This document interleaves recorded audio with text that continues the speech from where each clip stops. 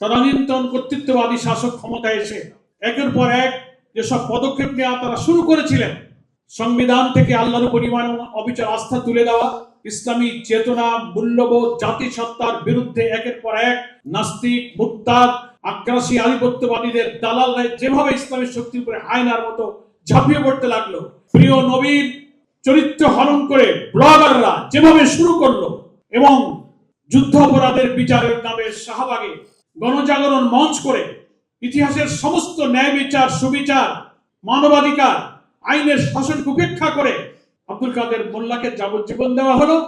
দুনিয়ার কোন জুডিশিয়াল ইতিহাসে নজির নাই। কেন যাবজ্জীবন হলো? ওটাকে ফাঁসি দিতে হবে। তাই বিচারকে থামিয়ে রেখে আইন পরিবর্তন করে তখন প্রধানমন্ত্রী পার্লামেন্টে দাঁড়িয়ে বক্তৃতা করতে লাগলেন। তিনি সরকার প্রধানমন্ত্রী, এদিকে শাহবাগের আরেকটি সরকার হয়েছে ইমরান এই সরকারের জাগরণ মঞ্চ। প্রধানমন্ত্রী বলতে লাগলেন আমার দেহটা পার্লামেন্টে, আমার মনটা এখন শাহবাগে। উস্কে দিয়ে আদালতের বিচার থামিয়ে আইন পরিবর্তন করে, যা বাংলাদেশে এবং দুনিয়ায় নাই।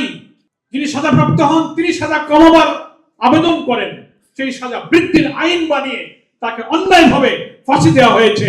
বিচারপতি সিনহা সহ পরবর্তীকালে জুডিশিয়াল লোকেরা বিস্মিত হয়ে বলেছে যে এটা হয়েছে miscarriage of justice, genocide of justice. যে হত্যাকাণ্ডের সাথে যে লোকদের সম্পর্ক নাই, এইটা নিয়ে আলেম ওলামা, ইসলামপন্থী জনতা ক্ষিপ্র হয়ে পড়ল।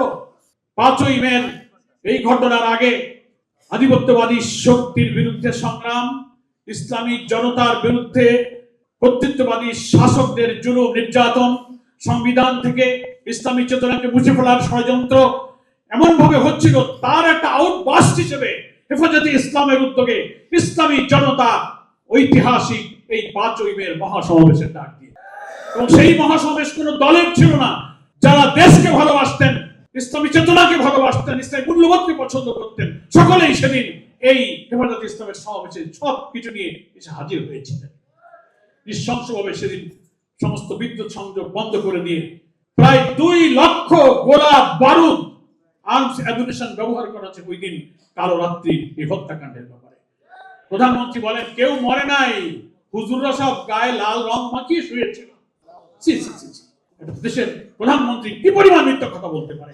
অথচ তদন্তের ট্রাইব্যুনালে আজকে অপরাধ ট্রাইব্যুনাল যেটা, সেখানে বিচার চলছে, যেমন জুলাই হত্যাকাণ্ডের, শাপলা হত্যাকাণ্ডের।